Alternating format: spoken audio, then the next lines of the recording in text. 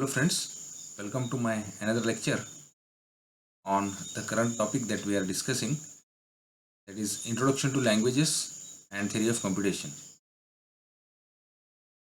Topic that we are going to discuss today is we are going to continue with the topic that we are discussing in the last video lecture, that is Introduction to Languages, and the topic we will be discussing today is recursive definitions. Friends, I am Ram Goda and I welcome to my lecture number 2 in this series. The reference book that we are going on is Introduction to Languages and the Theory of Computation by John C. Martin. Let us try to understand what do you mean by a recursive definition. So, many of the computer engineers, as a computer engineer, this particular subject is applicable to all the computer professionals.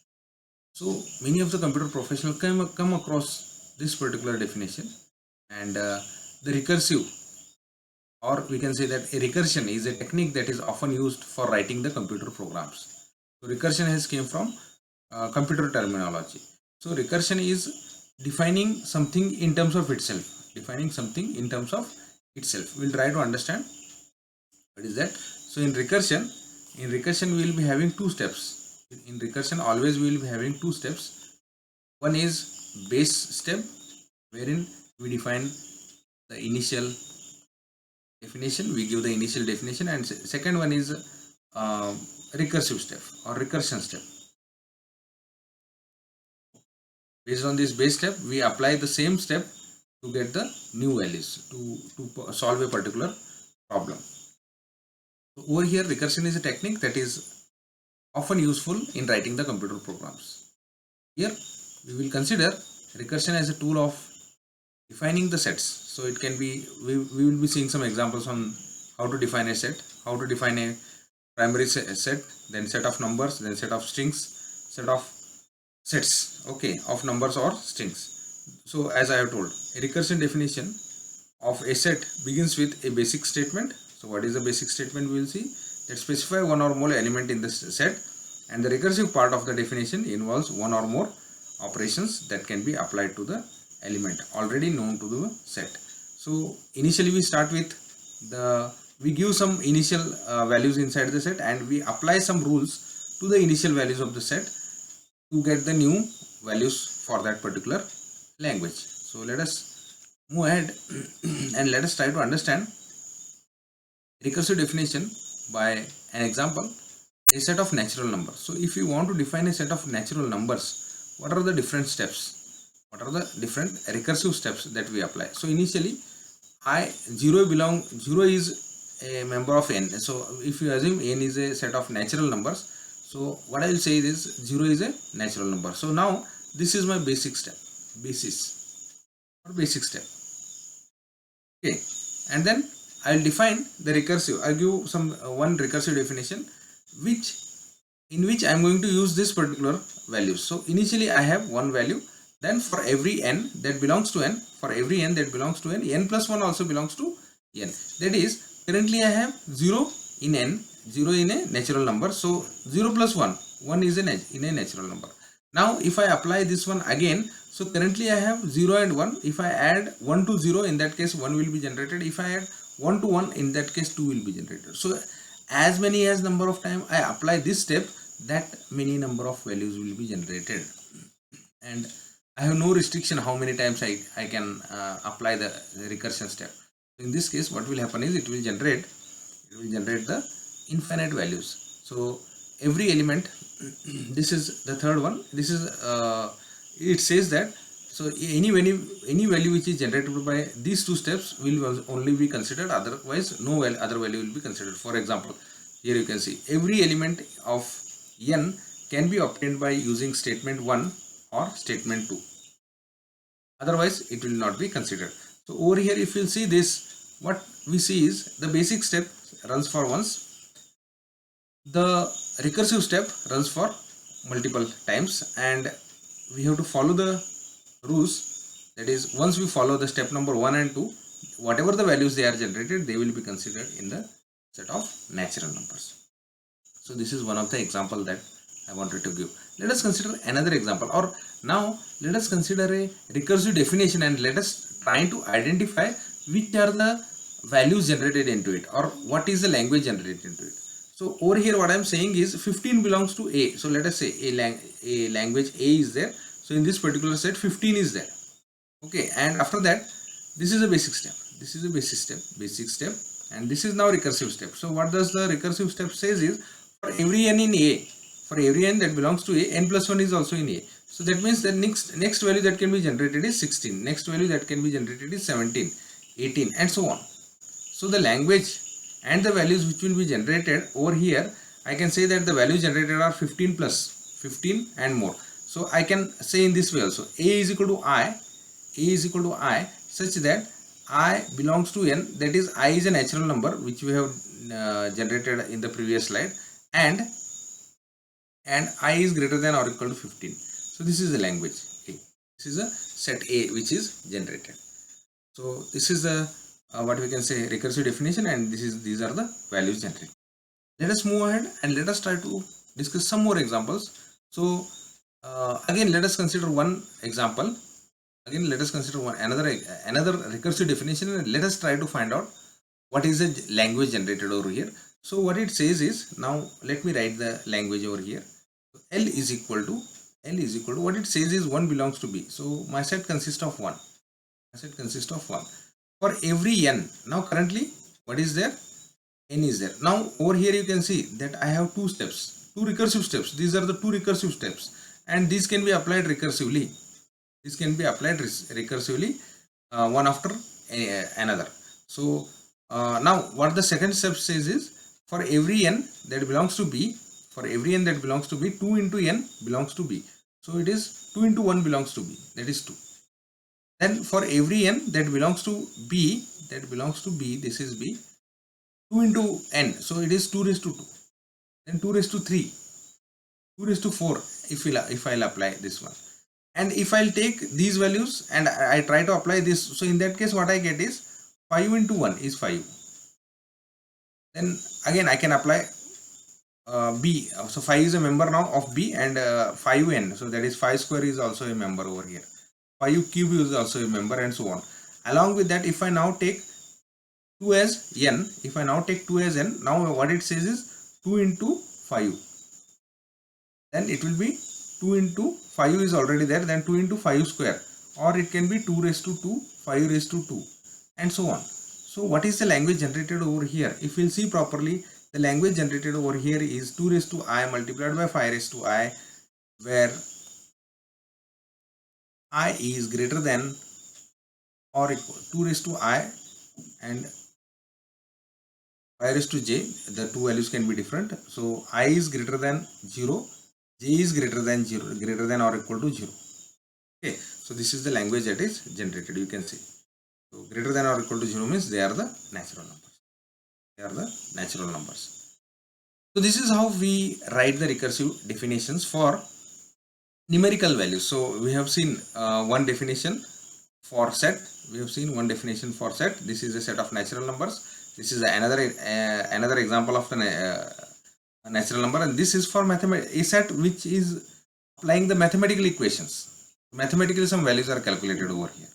Let us try to understand some recursive definition for a comma b whole star.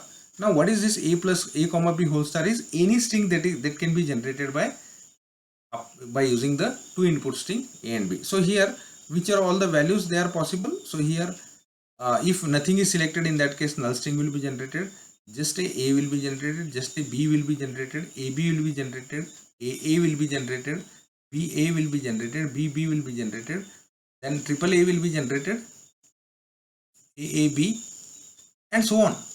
Any string which can be, any string of any length which can be generated by using these two characters is called as a b whole star. This is in recursive, in regular expression, this is represented as a plus b whole star. So what it says is, first it says that null string belongs to ab whole star, as I have said. So first value we have defined. Now we have an option to define the other values by using the previous values. So for any x that is in a b whole star. So what is there currently in a b whole star? That is currently it has null string is there. So null string, if I'll take as x, in that case x dot a and x dot b are also in ab star. So x dot a, x is null, null dot a is a, null dot b is b. So new two values are generated. If now I consider x is equal to a, in that case xa, that is aa, and xb, that is ab, are also in ab star. If we take x is equal to b, in that case xb, xa and xb. So now x is considered as a b. So in that case ba, bb will also be in the, and in this way many of the it can generate infinite number of characters. It can generate infinite number of strings in this. So let us consider another language, recursive language, defining another recursive language for a raised to n, b raised to n. So over here the language is whatever the number of a occurs initially, that much number of b should occur, and all the a's should occur first, and then at the end all the b's should occur. So they cannot occur in any way. So equal number of a's and b's should be there first thing, and all the a's should be occurring at the n a's will be occurring at the first, and after that n b's should occur. This is one of the example of non-regular language. Previous example ab star is regular language. Now this is a non-regular language. We will be discussing this one of the video lecture. So you can see here, first of all let us try to find out the values. So what we can find is, if we consider a and bn is a language, a and bn is a language, so in that case a raised to 0, b raised to 0, and a raised to 0, b raised to 0 is fine, null string.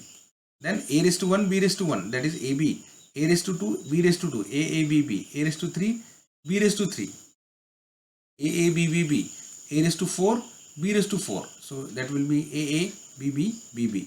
After that a raised to 5, b raised to 6. After that a raised to b raised to 5, a raised to 6, b raised to 6, a raised to 7. So equal number of a's and equal number of b's should be generated. So in that case what we do is, our basic step is null string belongs to a raised to n. So a and bn, null string belongs to a and bn, that is this one, and based on that, if any x that belongs to a and bn, currently null string belongs to a and bn, then axb, that is a null string b belongs to a and bn, that is ab, and a, so this belongs to a and bn. Now next, if we consider this as x, so in that case before 1a and after 1b, after that 1b will give rise to aabb, and in this way all these values will be generated. This is another example. Let us consider another example of language of palindromes. So let us first try to understand what is a language of palindrome, P. So language of palindrome is, it is a collection of all the strings. It is a collection of all the strings which are, if written in the reverse order, for example I will tell you.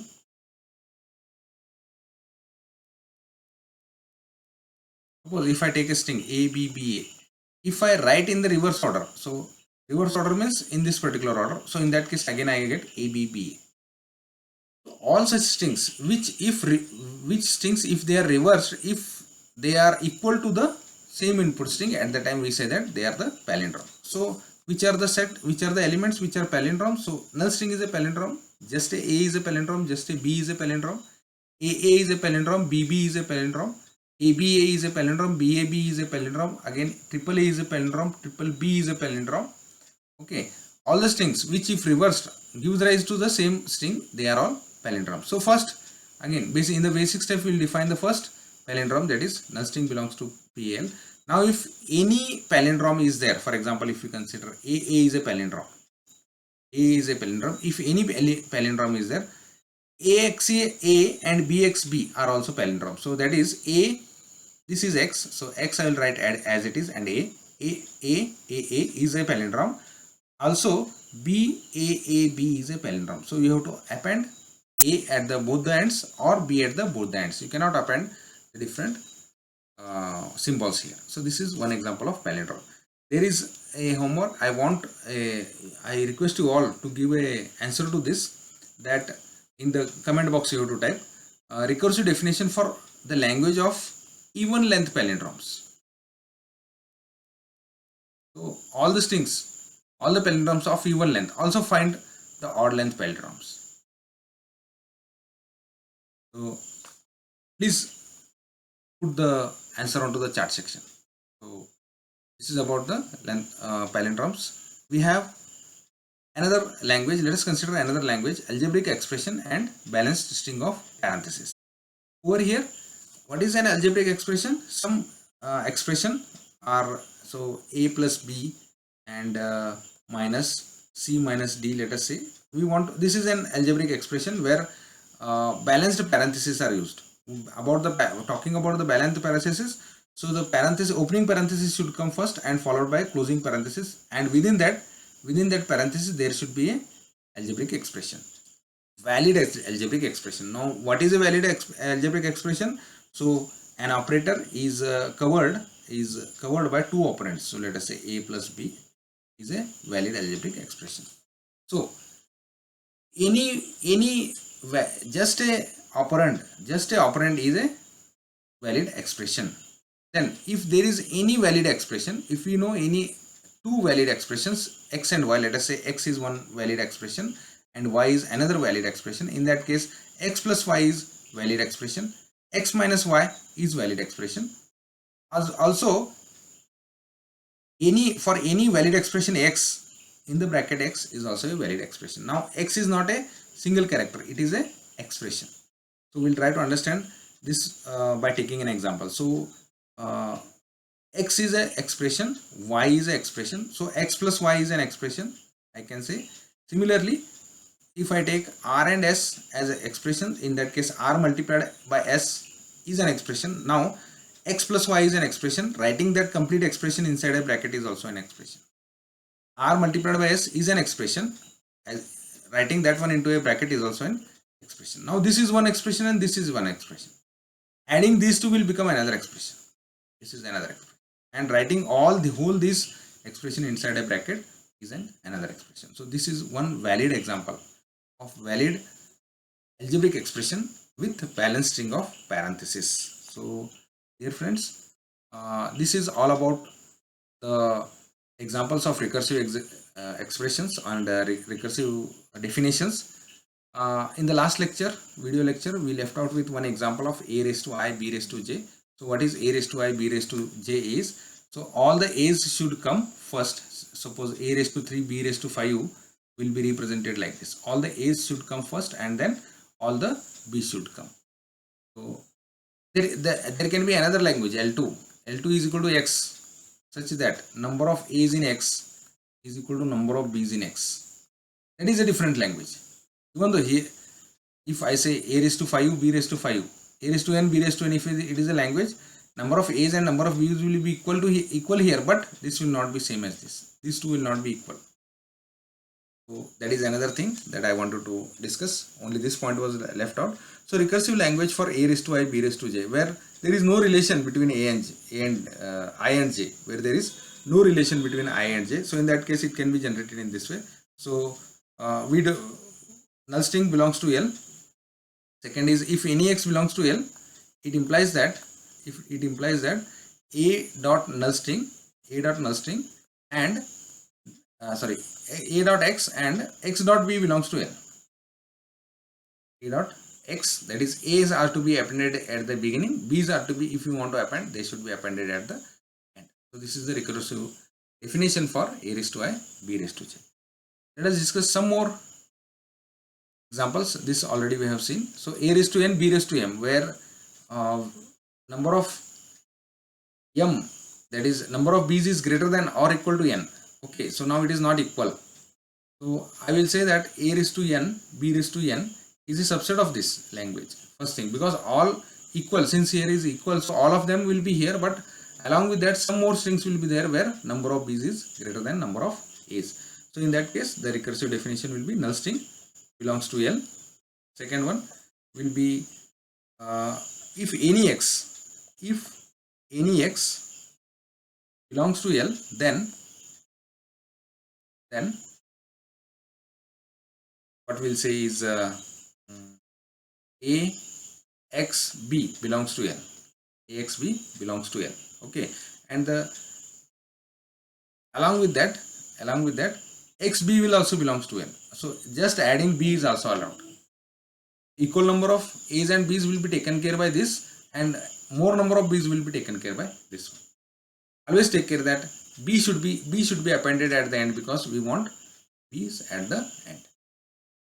If it is n greater than m, if it is m greater than n, if it is, now here it was equal, m greater than or equal to n, so equal is also allowed. But if it is greater than, so in that case null string will not be there.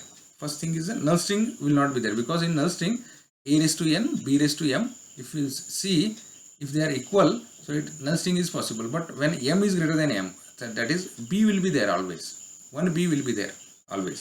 So b belongs to L. Second is, if any string x belongs to L, it means that axb belongs to L. Now what will happen is, already one b is generated, and after that equal number of b's are generated. Due to that, one b will be greater. If you want more b's greater, then in that case xb also belongs to L. Similarly, you can try for this one. I want the answer to this in the comment box. So dear friends, this is all about the recursive definitions. Let us meet again in the next lecture with regular languages and regular expression.